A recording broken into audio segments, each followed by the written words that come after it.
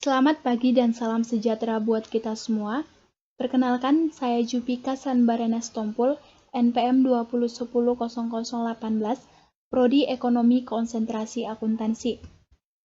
Pada video kali ini, saya akan membahas dua topik, yaitu membangun ide kreatif dan inovatif. Topik yang kedua, organisasi usaha kecil.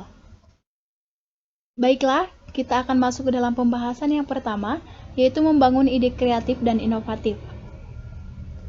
Pengertian kreativitas. Secara etimologi, kata kreatif berasal dari bahasa Inggris, yaitu to create, yang berarti membuat ataupun menciptakan. Kreativitas adalah suatu proses aktivitas kognitif seseorang untuk melahirkan sesuatu hal yang baru. Sumber-sumber kreativitas. Yang pertama, kreativitas dapat bersumber dari imajinasi dan ide seseorang. Yang kedua, kreativitas dapat bersumber dari sifat ataupun proses kreativitas itu sendiri. Ciri-ciri manusia yang kreatif. Yang pertama, suka berimajinasi. Yang kedua, menyukai tantangan. Yang ketiga, mudah untuk beradaptasi. Yang keempat, mudah merasa bosan. Yang kelima, kadang menjadi manusia yang misterius. Pengertian inovasi. Dalam Kamus Besar Bahasa Indonesia, kata inovasi diartikan sebagai penemuan baru yang berbeda dari yang sudah ada sebelumnya. Kata inovatif berarti bersifat memperkenalkan sesuatu yang baru ataupun hasil inovasi itu sendiri. Inovatif merupakan kata untuk menyifati inovasi itu sendiri. Artinya, suatu karya, hasil inovasi akan disebut sebagai karya yang inovatif. Inovasi bermanfaat untuk menyempurnakan ataupun meningkatkan fungsi dari pemanfaatan suatu produk dengan tujuan agar manusia bisa mendapatkan manfaat yang lebih. Tahap-tahap inovasi. Yang pertama ada tahap penemuan, yang kedua tahap pengembangan, yang ketiga tahap duplikasi, yang keempat tahap sintesis. Ciri-ciri manusia yang inovatif. Yang pertama ada challenge status quo, yaitu manusia yang tidak cepat merasa puas dengan keadaan saat ini, dia selalu mempertanyakan otoritas dan rutinitasnya. Yang kedua ada curious, yaitu manusia yang senantiasa mengeksplorasi lingkungan dan mengidentifikasi adanya kemungkinan-kemungkinan yang baru. Yang ketiga ada self-motivate, yaitu manusia yang tanggap terhadap kebutuhan dari dalam diri. Yang keempat, visionary, yaitu manusia yang memiliki pandangan jauh ke depan. Yang kelima ada entertains the fantastic, yaitu manusia yang memiliki ide yang mungkin bagi orang lain itu adalah ide yang tidak mungkin, tetapi dia mau mengubah yang tidak mungkin menjadi mungkin. Implementasi kreativitas dan inovasi. Yang pertama, kreativitas memikirkan sesuatu hal yang baru, sementara inovasi membuat pemikiran yang baru tersebut menjadi nyata. Yang kedua, kreativitas menghasilkan gagasan, dan inovasi membawa gagasan tersebut ke dalam kehidupan. Yang ketiga, kreativitas berhubungan dengan pengalaman, sementara inovasi berhubungan dengan sebuah pengamatan. Yang keempat, kreativitas. Jika kita telah menciptakan sesuatu yang baru, maka kita dapat dikatakan telah menciptakan. Sementara inovasi, kita baru dikatakan berinovasi ketika kita sudah berhasil memperbaiki sesuatu yang sudah ada.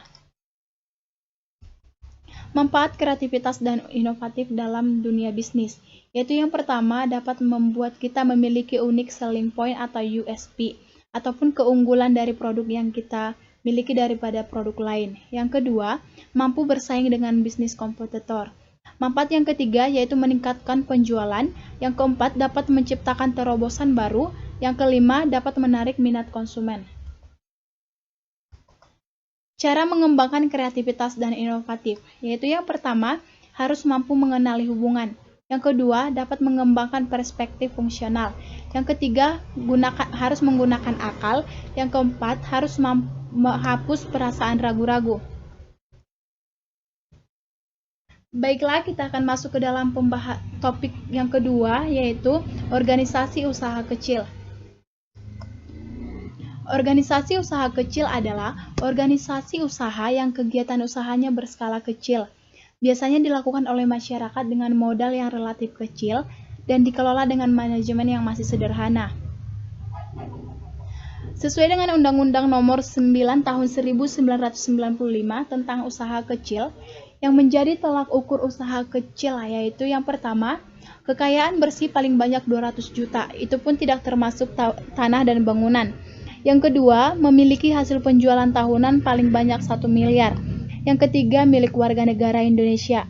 Yang keempat, berdiri sendiri. Yang kelima, berbentuk usaha perseorangan, badan usaha yang tidak berbadan hukum, ataupun usaha yang berbadan hukum, termasuk koperasi. Ciri-ciri usaha kecil. Yang pertama, jenis barang atau komoditi yang diusahakan umumnya sudah tetap dan tidak berubah. Yang kedua, lokasi atau tempat usaha umumnya sudah menetap, tidak lagi berpindah-pindah.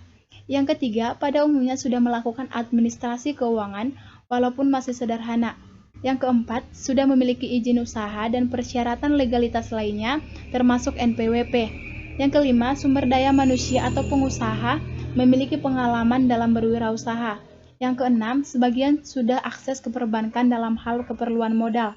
Yang ketujuh, sebagian besar belum dapat membuat manajemen usaha dengan baik, seperti business planning. Contoh usaha kecil, yang pertama ada usaha tani, yang kedua ada pedagang, yang ketiga pengrajin, yang keempat ada peternakan, yang kelima koperasi berskala kecil.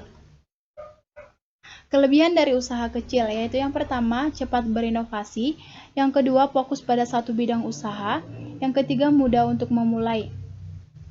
Selain memiliki kelebihan, usaha kecil juga memiliki kekurangan, yaitu yang pertama biaya operasional terbatas, yang kedua tenaga ahli yang minim, yang ketiga kapasitas produk sedikit. Peran organisasi usaha kecil, yaitu yang pertama pembentukan dan peningkatan produk nasional, yang kedua perluasan kesempatan kerja, yang ketiga peningkatan ekspor, yang kelima produk barang dan jasa daerah, yang kelima pemerataan pendapatan dan peningkatan taraf hidup. Perbandingan perilaku usaha kecil dan besar. Perbandingan antara usaha kecil dan besar dapat kita lihat dari tabel berikut ini. Yang pertama, aspek pengelola.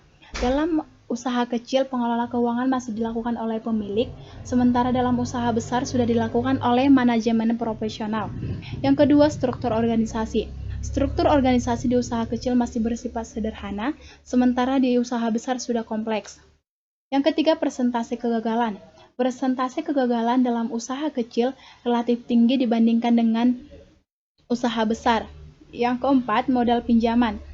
Dalam usaha kecil kita lumayan sulit untuk memperoleh modal pinjaman, sementara dalam usaha besar kita relatif mudah untuk mendapatkannya.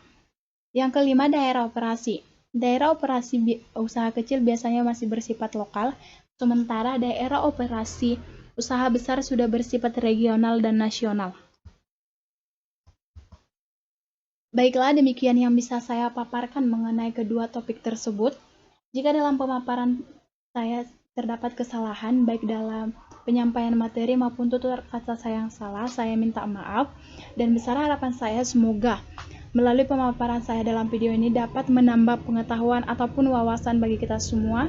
Dan di akhir kata, saya ucapkan salam dan terima kasih.